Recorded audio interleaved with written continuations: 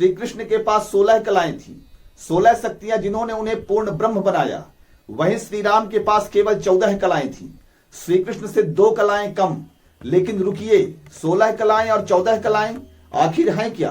क्या ये सच में इंसानी गुण है या सिर्फ मिथक? और सबसे बड़ा सवाल, श्री राम में वे कौन सी 2 कलाएं नहीं थी जो श्री कृष्ण में चमक रही थी? आज हम इस रहस्य को खोलेंगे। और हाँ, एक पल रुककर अपने अंदर झांकिए। इस वीडियो में आपको जानकारी मिलेगी कि आपके पास कितनी कलाएं हैं। कितनी कलाओं से युक्त व्यक्ति केवल इंसान कहलाता है या महापुरुष कहलाता है या भगवान कहलाता है। इसलिए अंत तक बने रहें, क्योंकि आखिरी जवाब आपको हैरान कर देगा। हजारों साल पहले जब श्री कृष्ण ने बांसुरी बजाई तो सारी दुनिया थम गई, और जब श्री राम ने रावण का अंत किया तो धर्म की जीत हुई। लेकिन इन दोनों की शक्ति का आधार क्या था? 16 और 14 कलाएं, ये वो गुण हैं जो उन्हें इंसान से ऊपर ले गए। लेकिन क्या ये सिर्फ कहानियां हैं या इनके पीछे कोई गहरा सच है? तो चलिए एक एक कला को जानते हैं और देखते हैं कि इनका जीवन से क्या लेना देना है। तो आइए 16 कलाओं के नाम, अर्थ और प्रभाव को समझते हैं। तो सुनिए, ये है श्री कृष्ण की 16 कलाएं। हर एक का नाम, उसका मतलब और उसका प्रभाव। और साथ ही आप अपने अंदर देखें, क्या ये कलाएं आप में भी हैं? पहले कला का नाम है अन्न माया, अर्थात शरीर की पूर्णता, मतलब मजबूत सेहत और शारीरिक सुंदरता। इस कला का प्रभाव, आप बीमारियों से दूर रहते हैं। दूसरी कला का नाम है प्राण माया, अर्थात सांसों का नियंत्रण या प्रचंड प्राण शक्ति। योग कहता है प्राण आपकी जिंदगी की ऊर्जा है। प्राण माया का प्रभाव, इससे आपकी उम्र लंबी होती है और शक्ति बढ़ती है। तीसरी कला है मनोमाया, मन पर काबू, तनाव में भी शांत रहना। इसका प्रभाव है हर मुश्किल में स्थिरता। चौथी कला है विज्ञान माया, अर्थात बुद्धि की गहराई, हर सवाल का जवाब ढूंढना। इसका प्रभाव है सही फैसले और सफलता। पांचवी कला है आनंद माया, अर्थात हर समय आनंद में रहना, हर हाल में खुश रहना। इसका प्रभाव है मन की शांति। छठवीं कला का नाम है आत्मन, अर्थात आत्मज्ञान, अपने स्वरूप को जानना।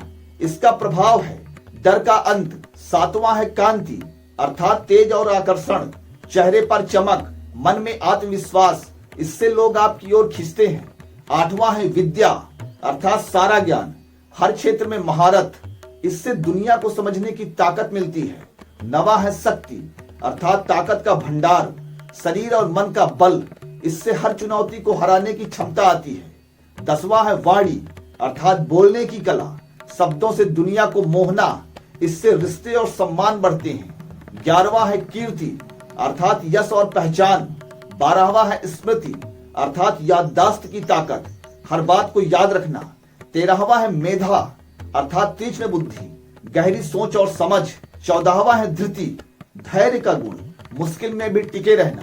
15वां है क्षमा, माफ करने की शक्ति, गुस्से पर काबू रखना। 16वां है संपत्ति, समृद्धि का आधार, सांसारिक और आध्यात्मिक धन, इसका प्रभाव है पूर्ण और सुखी जीवन। इनमें से कितने आपके पास हैं? अभी गिने। यह रहे 16 कलाओं के नाम। लेकिन क्या यह सिर्फ कहानियां हैं? विज्ञान कहता है नहीं। मेधा और विज्ञान माया को लें। 2021 की स्टडी में पाया गया कि गहरी सोच वाले लोगों का दिमाग 30% ज्यादा सक्रिय होता है। प्राणायाम से ऑक्सीजन लेवल 20% बढ़ता है। वाणी, सकारात्मक शब्द डोपामाइन बढ़ाते हैं।